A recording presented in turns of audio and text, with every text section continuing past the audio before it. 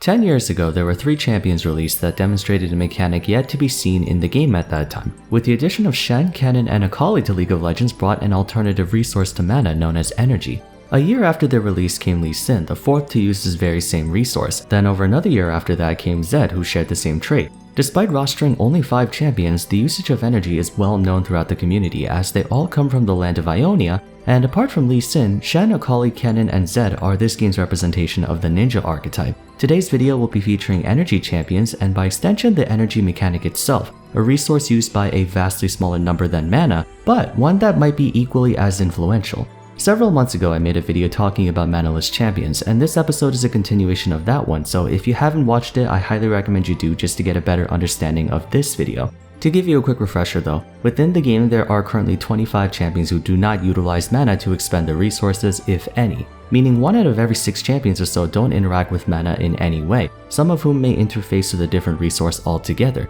One such group is the aforementioned energy champions, tied with Fury champions for the largest group of champions that use an alternative resource. However, contrary to Fury or other mechanics like Rumble's Heat or Rengar's Ferocity, energy behaves much like mana for all intents and purposes. It's a resource that's expended upon ability usage and doesn't change the properties of a champion's abilities. That's about as far as it goes though when it comes to similarities. Now let's talk about the key differences. Mana regeneration differs from champion to champion, but it's usually at a very low rate. But base energy restoration is fixed to 10 per second, and all energy champions have a maximum pool of 200 with the exception of Shen with 400 energy. There are ways to accelerate your energy regeneration beyond that point, it's just not as widely accessible as mana boosters. Presence of Mind is a rune that grants you 15% bonus energy regeneration for 4 seconds after damaging an enemy champion. It's the only rune in the game to interact with energy. In the past, it actually used to give you 10 maximum energy per takedown, so you could have a cap of 250, so there was a time where you could raise your max energy artificially. Crest of Insight, also known as Blue Buff, augments your energy restoration as well, and by quite a large amount. 5 energy plus 1% maximum per second, which means Akali, Lee Sin, Kennen, and Zed get effectively 1.5 times more energy. That said, there are no items, runes, or external ways for you to increase your maximum energy anymore, as mana boosting items like Seraph's Embrace or Frozen Heart don't have a conversion rate when purchased by an energy champion. There are no items that enhance your energy regeneration rate either, and so apart from Presence of Mind and Blue Buff, you're gonna have a fixed capacity of resources and a fixed rate to draw from for the entirety of the game. One of the things energy accomplishes that mana cannot is that it serves to inhibit rapid usage of abilities in a short period of time, but it allows consistent usage over an extended period of time. Mana's the opposite. It's a resource that allows a champion to spam as many abilities as they want, with the only limiting factor being cooldowns. However, because of its far slower rate of regeneration without external support, eventually it will completely shut down all usage of abilities when you run out. Energy is designed to have a lower but more consistent output, whereas mana is this game's equivalent of stamina. You can burn it at any pace you like, but it would eventually run out. You can think of it almost like a rechargeable battery. It doesn't have that much capacity, but you can keep filling it up over and over again without having to replace it. Only a small number of mana champions in League can sustain themselves, the rest have to either gain access to a blue buff or recall back to base. But yeah, the key difference between energy and mana is that since energy regenerates much faster, those champions are not at risk of depleting their resource over time. But due to the maximum amount of energy being capped at a low amount with no growth per level, it cannot sustain chronic usage of abilities, which leaves them unable to cast spells for a few crucial seconds while they wait to regenerate. Mana allows for many abilities to be cast in quick succession, but will at some point require the champion to go back to base to refuel. In light of all those conditions, the 5 energy champions were designed to have basic conventions put in place so as to prevent discomfort or counterintuitive usability. First, energy champions are all ability casters. There are no energy marksmen or energy skirmishers, which makes perfect sense after all. Energy is a resource that taxes your aptitude for using abilities efficiently and correctly. I suppose you can consider Kennen to be viable as an energy marksman if you itemize on hit and attack speed, but he wasn't designed with that intent. Second, each champion has an ability that refunds a small amount of energy under particular conditions if the actions are executed properly. Kennen's Mark of the Storm restores 25 energy upon landing 3 stacks of his passive on a target, as well as a stun. Lightning Rush also restores 40 energy if it damages at least one enemy, implying you have to pay a higher cost to retreat with this ability as opposed to engaging with it. Lee Sin's Flurry can restore between 30 to 60 energy with his next 2 basic attacks after casting an ability. Of the 5, he has the most accessible refund passive to account for him having 6 abilities. Shen restores 30 to 40 energy whenever damaging a target with his Twilight Assault or Shadow Dash, another easy condition to meet, but that's only fair because Shen has much higher energy cost than his counterparts. Zed restores 30 to 50 energy if he and or his shadows manage to land the same ability at least twice on a target.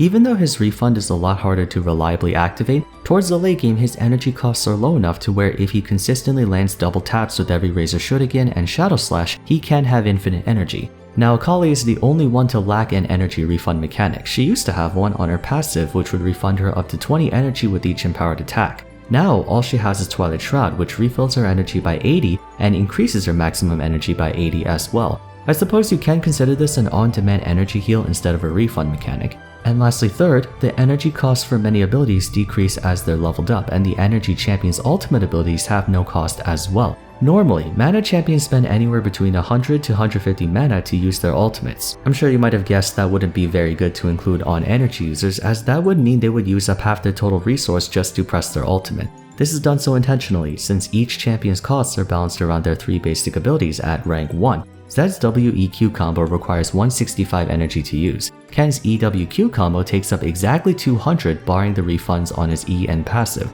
Shen's EQW combo costs 330. To give an energy cost of 100 or even 50 to the ultimate, you would have to decrease the basic ability cost, enabling said champion to spam their normal combos more freely, which makes them stronger in the neutral game. So as a result, it's better to make ultimates have no cost, since those will only be used during all-ins or team fights. That and once again usability. It would be really awkward for Kennen to flash lightning rush into the enemy team only to run out of energy to cast his ult.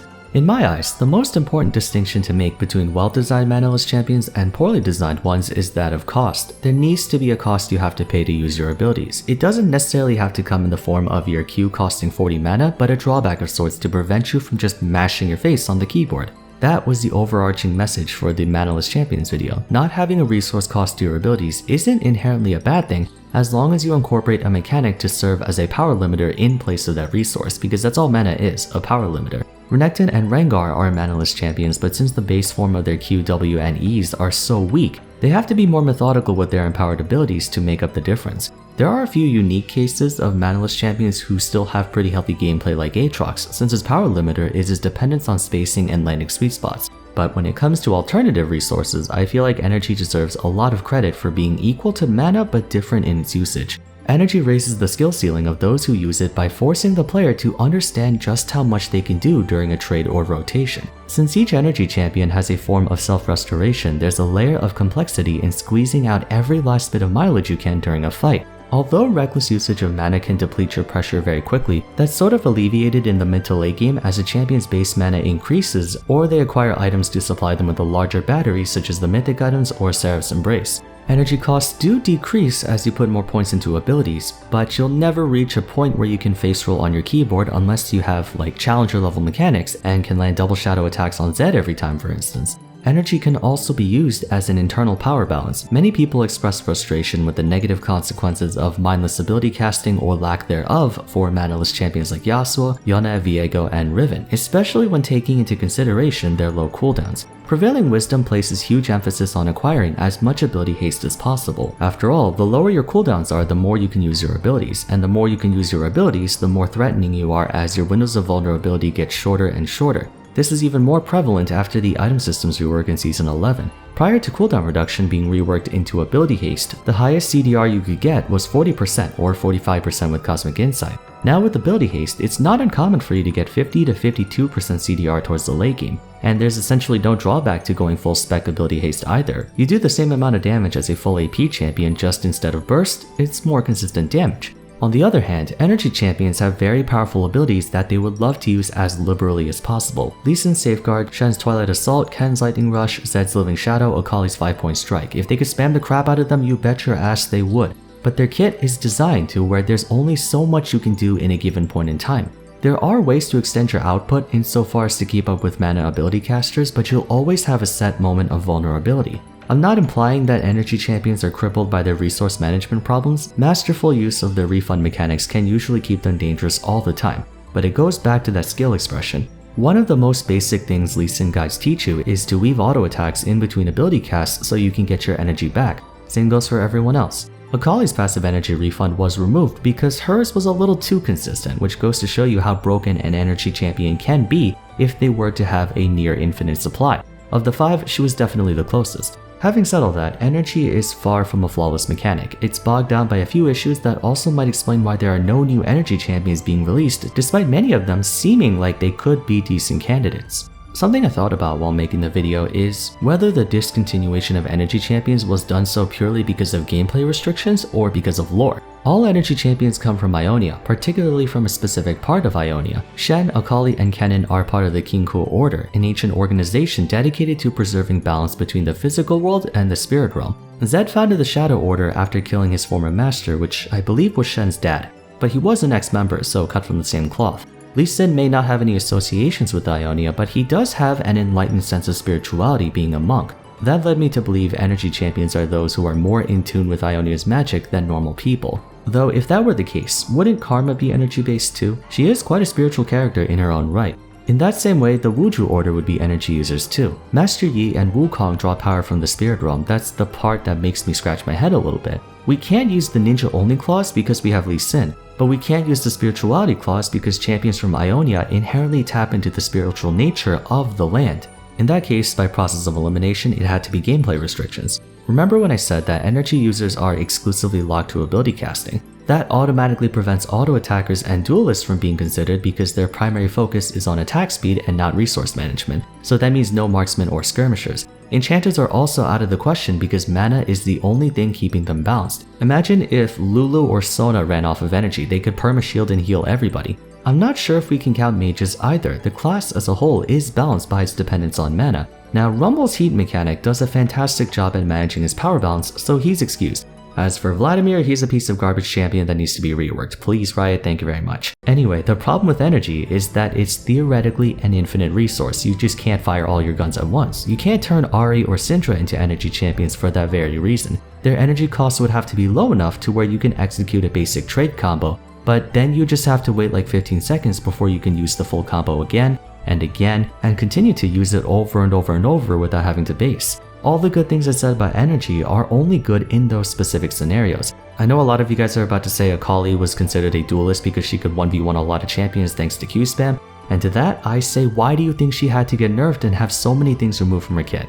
Also, energy champions have to be very sparing with their targeting because AoE damage is very dangerous to put on an energy champion, let alone Manaless. If you think about it, none of the 5 energy users have very good area coverage in their abilities. Zed's Living Shadow does extend his range and his Q and E can strike multiple targets, but Shadow Slash is a very short range and doesn't do that much damage, only 150 base plus 65% bonus AD.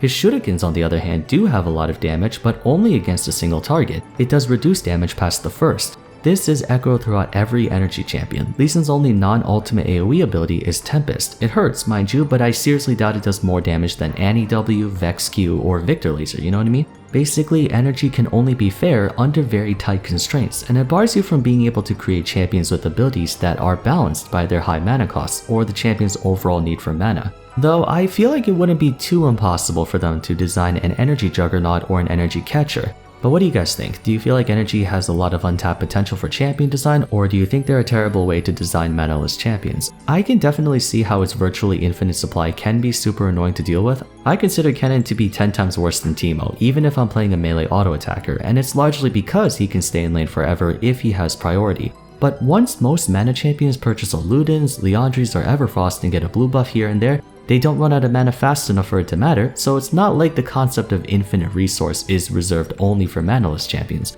Hypothetically, let's assume a champion doesn't have to be from Ionia for them to use energy, or at the very least not a native resident. Udyr, for instance, I think Udyr would be a fantastic candidate to become an energy champion because we could make it so each of his stances cost 50 energy each, and you know how they all have 3-hit passives, right? Proccing one of those 3-hit passives refunds like 30 energy, something like that. Anyway, I'm gonna end it off here before I ramble on any longer. If you enjoyed the video, a rating would be much appreciated. Don't forget to subscribe if you want to watch more content like this. Follow me on Twitter and join my Discord server if you haven't yet, and check out my previous discussion videos after this one. But for now, thank you so much for watching everyone, and I hope to see you again soon for the next one. Take care.